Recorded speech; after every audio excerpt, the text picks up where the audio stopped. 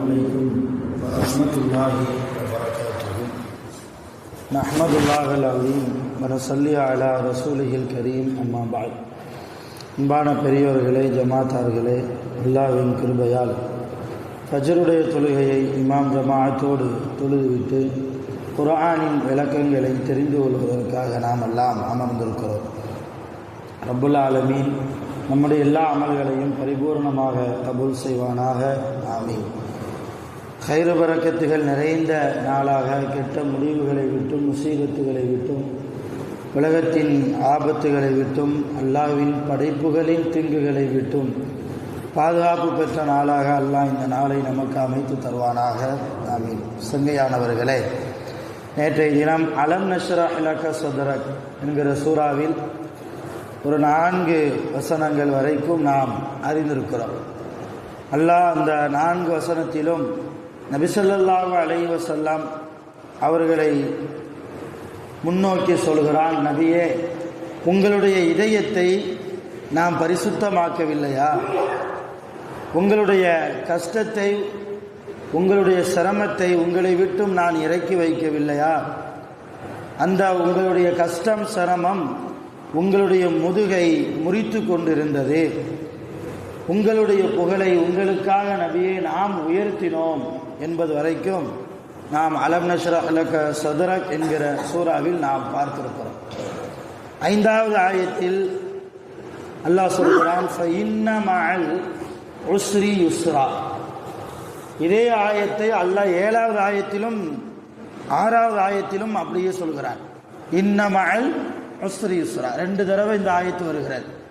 ஃபஇன்ன மஅல் உஸ்ரி யுஸ்ரா, இன்ன மஅல் உஸ்ரி யுஸ்ரா. 2க்கும் என்ன அர்த்தம்? நிச்சயமாக சிரமத்துடனே இன்பம் இருக்கிறது, கஷ்டத்துடனேயே இன்பம் இருக்கிறது என்று அல்லாஹ் சொல்கிறான். உலக வாழ்க்கை என்பது ஒரு மனிதனுக்கு பிறந்தது முதல் இறப்பு வரைக்கும் கஷ்டத்திலேயே இருக்காது. அதே போன்று இன்பத்திலேயே போய்விடாது. கொஞ்சம் கஷ்டம் இருக்கும், பின்னால் இன்பம் வரும். அல்லாஹ் அதைத்தான் சொல்கிறான். நீங்கள் கஷ்டம் வருகிறதே என்று நினைத்து அல்லாஹ்வின் மீது என்ன ஆகிடக்கூடாது, ஒருபோதும் நிராசை ஆகிவிடக்கூடாது. சோதனையையும் வேதனையையும் தரக்கூடியவன் அல்லாஹ் தான்.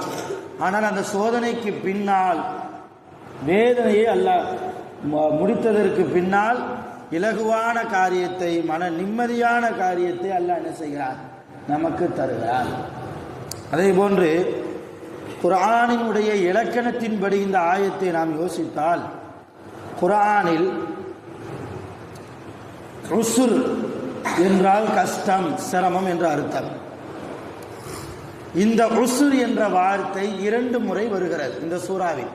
ஃபஇன்ன மஅல் உஸ்ரி ஒரு தடவை வருகிறது, அடுத்த ஆயத்தில் இன்ன மஅல் உஸ்ரி ஒரு தடவை வருகிறது. இப்போ மொத்தம் 2 தடவை. இந்த 2 தடவை 2 ஆயத்திலும் 2 முறை அல்லாஹ் கஷ்டம் கஷ்டம் என்கிறான். கஷ்டம் கஷ்டம் என்று அல்லாஹ் சொன்னதால் அது 2 மடங்கு கஷ்டமாக வருமா அல்லது 1 மடங்கு ஒரு கஷ்டம்தான் வருமா என்றால், குர்ஆனுடைய இலக்கணத்தின்படி ஒரு வார்த்தை அடுத்தடுத்த ஆயத்தில் வந்தால் அது ஒன்றைத்தான் குறிக்கும். அது ஒன்றைத்தான் குறிக்கும். அது சிரமம் என்ற வகையில் வந்தால், கஷ்டம், நஷ்டம், வேதனை என்ற அர்த்தத்தில் பக்கத்து ஆயத்தில் ஒரே வார்த்தை 2 முறை வறுமையானால் அது ஒரு தடவைத்தான் என்பதை குறிக்கும். அதே குர்ஆனுடைய இலக்கணத்தில் சந்தோஷம், மகிழ்ச்சி, இன்பம் என்ற ஒரு அர்த்தத்தை பொதிந்த ஒரு வார்த்தை பக்கத்தில் வருகிறது என்றால் அது எத்தனை முறை வருகிறதோ அத்தனை முறையும் குறிக்கும். இப்போ இந்த ஆயத்தில் ஃபஇன்ன மஅல் உஸ்ரி யுஸ்ரா, யுஸ்ரா என்றால் இன்பம் என்ற அர்த்தம், மகிழ்ச்சி என்ற அர்த்தம். அடுத்த ஆயத்தில் அல்லாஹ் இன்ன மஅல் உஸ்ரி யுஸ்ரா, மகிழ்ச்சி. அப்போ மகிழ்ச்சி என்ற அர்த்தத்தை பொதிந்திருக்கிற யுஸ்ரா என்ற அரபி சொல்லை அல்லாஹ் 2 முறை பயன்படுத்துகிறார். உஸ்ர் என்ற கஷ்டம் என்கிற அர்த்தத்தை பொதிந்த வார்த்தையை அல்லாஹ் 2 முறை பயன்படுத்துகிறார். ஆனால் இந்த 2க்கும் உஸ்ர் யுஸ்ர் என்ற 2 வார்த்தைக்கும் என்ன வித்தியாசம்? உஸ்ர் எத்தனை முறை வந்தாலும் அது ஒரு தடவை தான். கஷ்டம் என்ற வார்த்தை எத்தனை முறை வந்தாலும் அது ஒரு தடவை தான். ஆனால் யுஸ்ர் என்கிற வார்த்தை இங்கே 2 முறை வந்திருக்கிறது. இன்பம் என்ற வார்த்தை 2 முறை வந்திருக்கிறது. அப்படின்னா என்ன விளங்குறோம்? இந்த சூறாவின் மூலமாக, இந்த ஆயத்தின் மூலமாக அல்லாஹ் கஷ்டத்தை நமக்கு தந்தால் அந்த கஷ்ட காலத்திற்கு பின்னால் பல மடங்கு அளவு நமக்கு இன்பத்தை தருவான், மன மகிழ்ச்சியை தருவான் என்பது இந்த ஆயத்தின் மூலமாக வரக்கூடிய குர்ஆனின் இலக்கண சட்டத்திலிருந்து நம்மால் புரிந்து கொள்ள முடிகிறது.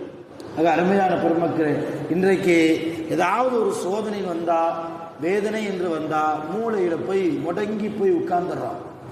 மனிதனுடைய பலகீனமாகவே இன்னைக்கு அது மாறி போச்சு. அந்த செயல்பாடு ஒருபோதும் நம்ம இடத்தில் இருக்கிறார். அல்லாஹ் சோதிப்பான், நிச்சயம் சோதிப்பான். இந்த உலகமே நமக்கு சோதனை களம்தான், இந்த உலகமே நமக்கு பரீட்சை களம்தான். இந்த சோதனை களத்தில் உட்கார்ந்து கொண்டு நான் இன்பமாக வாழ்வேன் என்று நினைப்பது ஒரு சிறந்த அறிவாளியுடைய சிந்தனையாக இருக்க முடியாது. அருமையான பெருமக்களே, நபிமார்களுக்கு அல்லாஹ் கொடுக்காத சோதனையா? அய்யூப் அலைஹிஸ்ஸலாம் மிகப்பெரிய பணக்காரர், ஒரு நபி அய்யூப் அலைஹிஸ்ஸலாம்.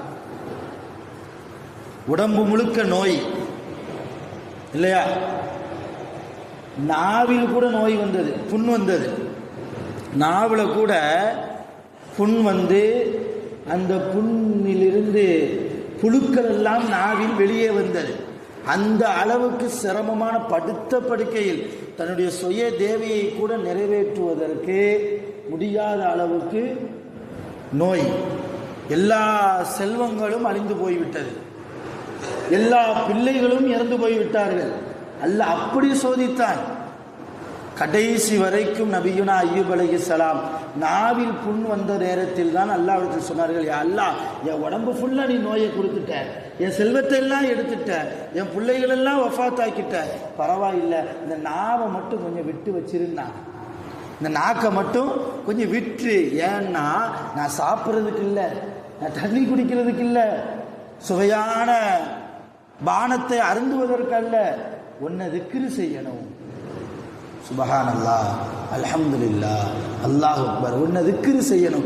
நாக்கில் புண்ணு வந்துட்டா உன்னை எப்படி திக்ரு செய்ய முடியும்? எனக்கு ரொம்ப வேதனையாகவும் வலியாகவும் இருக்குமே. அல்லாஹ் அப்பவும் விடலை, நாக்கிலையும் புண்ணை கொடுத்தான். அந்த புண்ணின் வழியாக புழுக்கள் எல்லாம் வாயிலிருந்து வெளியே வருகிற அளவுக்கு மிக அருவருப்பான ஒரு சூழ்நிலையில், வேதனையின் உச்சகட்டம் அது. உலகத்தில் உடம்பில் எந்த ஒரு பாகத்தையும் விட்டு வைக்காமல் புழுக்கள் எல்லாம் பதம் பார்த்தது. அந்த நேரத்திலும் நபீனா அய்யூப் அலைஹிஸ்ஸலாம் அல்லாஹ்வின் மீது கோபப்படவே இல்லை. என்ன, நான் ஒரு நபி, உன்னையத்தான் வணங்குறேன், எனக்கே இப்படி ஒரு நோயை கொடுத்துட்டியா என்றெல்லாம் நம்மளை மாதிரி அல்லாஹ்வை திட்டலை. இன்னைக்கு கொஞ்சம் அல்லாஹ் சோதனை கொடுத்தா என்ன, அல்லாஹ் அவனை 5 வக்து நான் தொழலையா, தஹஜ்ஜத் தொழலையா, அவனுக்காண்டி நான் ஹஜ்ஜி செய்யலையா, உம்ரா செய்யலையா, ஏழைகளுக்கு தான தர்மம் கொடுக்கலை என்றெல்லாம் புலம்பக்கூடிய நிலைமையில் நாம் இருக்கிறோம். அய்யூப் அலைஹிஸ்ஸலாம் எதையுமே செய்யலை. அல்லாஹ் அந்த நேரத்திலும் நம்முடைய நாவோ அசைப்பட்டாலும் வலி ஏற்பட்டாலும் அல்லாஹ் திக்ரு செய்யணுங்கிற ஒரு நிலைமையில் திக்ரு செய்து கொண்டே இருந்தாங்க. அதன் பிரதிபலனா அல்லாஹ் என்ன கொடுத்தான் தெரியுமா? உடம்பை சரியாக்கினான். இறந்து போன பிள்ளைகள் எல்லாம் மீண்டு வந்தது.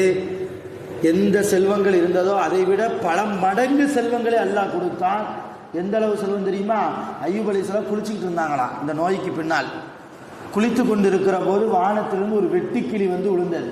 வெட்டுக்கிளினா இன்னைக்கு நம்ம காலத்தில் இருக்கிற சின்ன வெட்டுக்கிளி, பூச்சி இவ்வளோ சைஸ் இருக்கும், அந்தளவு நினைக்கக்கூடாது. அய்யூப் அலைஹிஸ்ஸலாம் காலத்தில் ஒரு வெட்டுக்கிளி என்பது இவ்வளோ பெருசு இருக்கும், இவ்வளோ பெரிய வெட்டுக்கிளி. அது அப்படியே வந்து அய்யூப் அலைஹிஸ்ஸலாம் அவங்க மேலே வந்து விழுந்தது. என்னமோ வந்து விழுகிறது என்று பார்த்தால் அது தங்கமாகி மாறி போய் இருந்தது. அந்த அவ்வளோ பெரிய வெட்டுக்கிளி தங்க கட்டியாக மாறி போய் இருக்கிறது. அதை அய்யூப் அலைஹிஸ்ஸலாம் செஞ்சாங்க, எடுத்து வச்சுக்கிட்டாங்க தன்னுடைய கஜானாவில். அப்போ ஜிப்ரீல் அலைஹிஸ்ஸலாம் வந்து கேட்டாங்களாம், என்ன அய்யூப் அலைஹிஸ்ஸலாம் அவர்களே, அய்யூப் நபி, அல்லாஹ் உங்களுக்கு கொடுக்காத செல்வமா? இதன் மீது நீங்கள் பேராசை வைக்கிறீங்களே, இது இல்லாதவங்க நிறைய பேர் இருக்கிறாங்களா, இல்லை எடுத்து கொடுக்கலாமே, வந்து விழுந்தோன்னு அதை பத்திரமா எடுத்து கொண்டு போய் வைக்கிறீங்களே. அப்போ அய்யூப் நபி சொன்னாங்களா, இது அல்லாஹ் எனக்கு கொடுத்த நிஅமத், அவன் கொடுக்குற நிஅமத்தை நான் எப்படி வேணான்னு சொல்றது?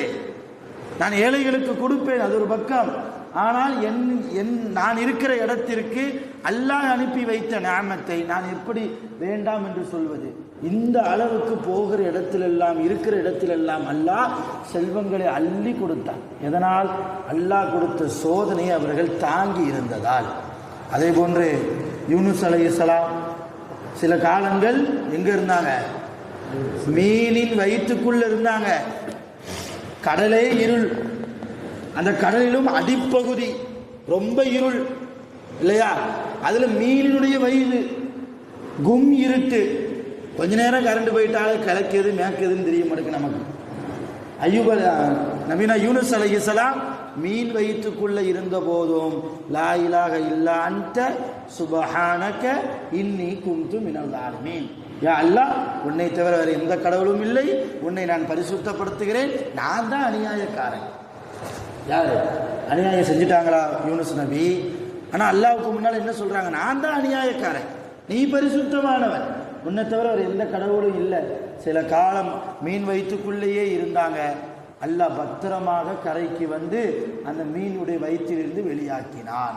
அதற்கு பின்னால் சில காலம் மிக சந்தோஷமாக நபியுனா யூனுஸ் அலைஹிஸ்ஸலாம் வாழ்ந்தார்கள். இப்படி எல்லா நபிமார்களுடைய வாழ்க்கை எடுத்து பார்த்தாலும் அல்லாஹ் கொடுத்த வேதனைக்கு பின்னால் மிக சந்தோஷமான வாழ்க்கையை அல்லாஹ் கொடுத்திருக்கிறான். இந்த சூறாவை அல்லாஹ் முடிக்கிற போது இப்படி சொல்லி முடிக்கிறான், ஃபைதா ஃபரஹ்த, நபியே உங்களுக்கு நேரம் கிடைக்கும் போதெல்லாம் ஃபன்சப், அல்லாஹ்வை வணங்குங்கள். நேரம் கிடைக்கும் போதெல்லாம், தொழுகைக்குன்னா நேரம் வந்தால் தான் தொலை போவன்னு இல்லை, தொழுகை அல்லாத நேரம். இப்போ ஃபஜ்ர் முடிச்சுட்டான், லுகர் 1 மணிக்கு தான், ஒரு 11 மணிக்கு ஒரு 1/4 மணி நேரம் ரெஸ்ட் கிடைக்குதா, தொழுதுறணும் ஒரு 2 ரக்காத்.